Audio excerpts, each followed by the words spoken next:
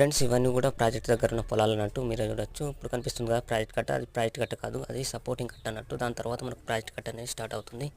So మీరు చూడొచ్చు, అది జస్ట్ ఓన్లీ మత్తడి నుండి స్టార్ట్ అయ్యి ఇటు వాటర్ డైవర్ట్ అయ్యే విధంగా బిల్డ్ చేశారు. అంటే మత్తడి నుండి వచ్చే వాటర్ అనేది వాకు డైవర్ట్ అయ్యే విధంగా సో ఆ కట్ట అనేది బిల్డ్ చేశారు అన్నట్టు.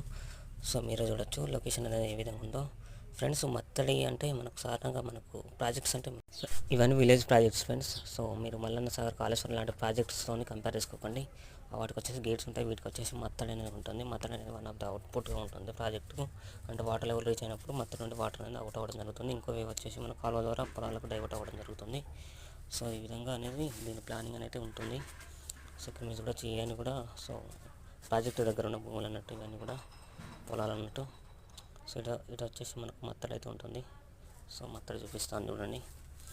వచ్చేసి ప్రాజెక్ట్ యొక్క మత్తడి అన్నట్టు. అక్కడ నుండి వాటర్ అనేది డౌన్ ఫ్లో అవుతూ ఉంటాయి వర్షాకాలం వచ్చినప్పుడు.